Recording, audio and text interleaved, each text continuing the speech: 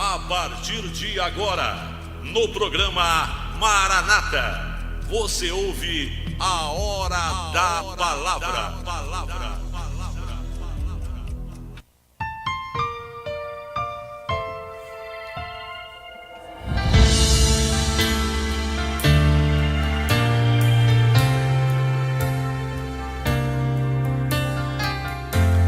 Primeira Reis, capítulo 3, verso 27.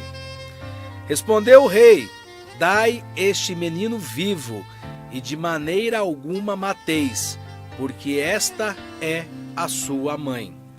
Meu querido irmão, minha querida irmã que está me ouvindo nessa manhã pela regional, você que posteriormente estará ouvindo pelo Facebook ou pelo YouTube. Aqui nós temos uma palavra que eu só fiz a menção de um versículo porque a leitura seria muito extensa, mas eu vou contextualizar para que você possa tomar ciência do que nós estamos falando. Aqui está localizado no Antigo Testamento essa passagem e fala de duas prostitutas, duas mulheres que viviam na mesma casa, e as duas, coincidentemente, tinham filhos recém-nascidos e da mesma idade e com características semelhantes. E durante a noite, uma mãe, ao deitar, acabou sufocando o seu filho de maneira que ele veio a falecer. E ela acordou assustada, porém em silêncio, com a morte do seu filho, e ficou preocupada com aquilo que havia ocorrido com a criança. E ela não queria perder a possibilidade de criar o seu filho, mas ela percebeu que naquele momento a sua história de mãe estava encerrada naquela circunstância. Ela teve uma ideia. Ela pegou a criança morta, levou até aonde estava a outra mãe com o seu filho, trocou as crianças e a levou. Pegou a outra criança e levou para um outro espaço da casa, de maneira que a outra mãe que dormia não percebeu. Na manhã, quando a mãe acordou e notou que a criança a seu lado, ao ser amamentada, estava morta, ela ficou muito triste. Ela ficou muito preocupada com o fato ocorrido, porque ela percebeu que o seu filho, ou melhor, a criança a qual estava ao seu lado, havia falecido. Porém, quando ela olhou bem para a criança ao raiar do sol, ela percebeu que a criança morta não era o seu filho.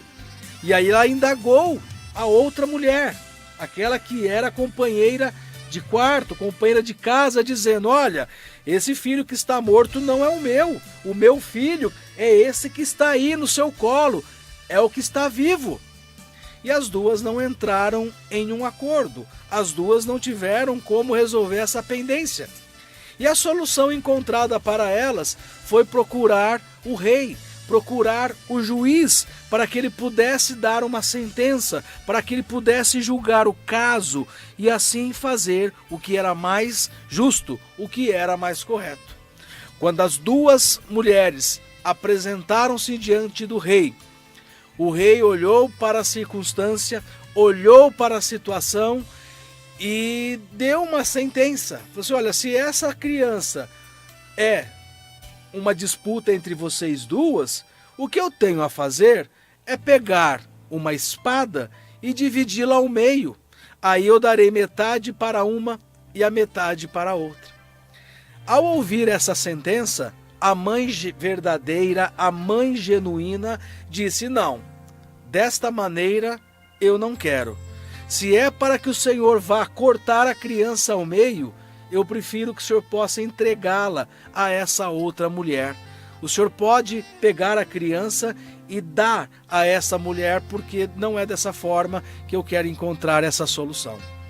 Ao ouvir o posicionamento dessa mulher, o rei concluiu que essa mãe era a legítima, essa era a verdadeira, porque a outra dizia: é isso mesmo, vamos cortá-la ao meio, vamos dividir essa criança. O rei, entendendo o coração virtuoso, um coração complacente e um coração de renúncia da mãe, entregou a criança à mãe a qual era de direito.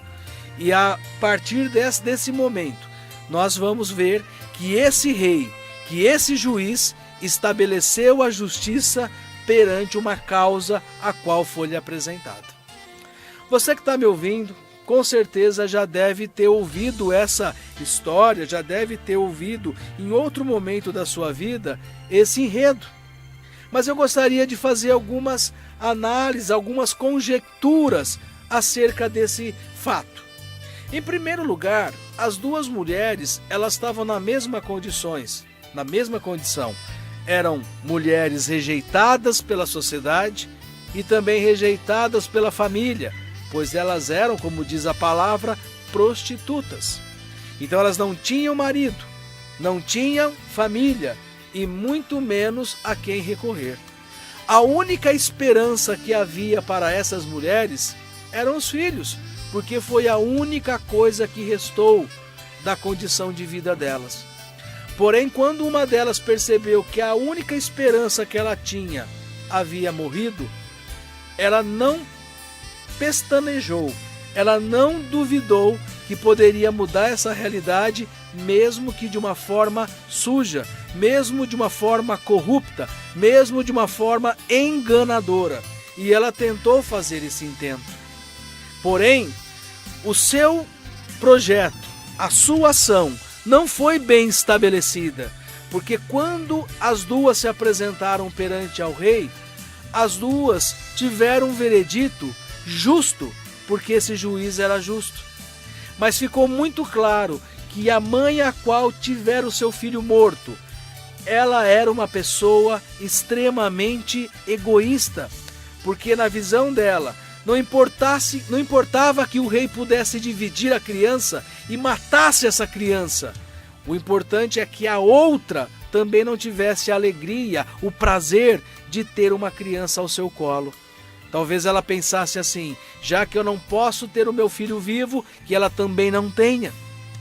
Porém, essa outra mulher, ela mostrou que mesmo na adversidade, ela mostrou uma condição de nobreza, porque ela abriu mão do seu próprio filho, renunciou ao seu próprio filho para que ele não fosse morto.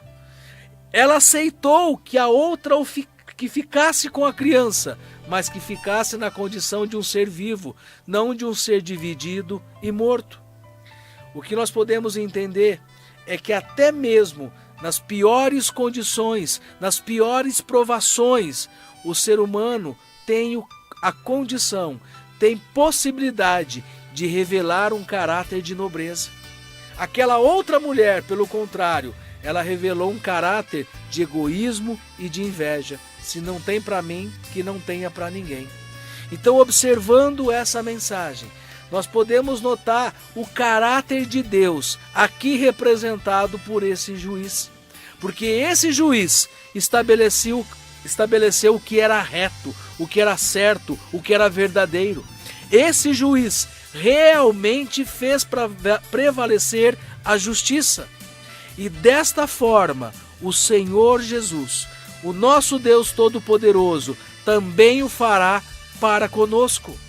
Porque essas mulheres, segundo a visão do mundo, já estavam condenadas, já estavam mortas socialmente, porque eram prostitutas.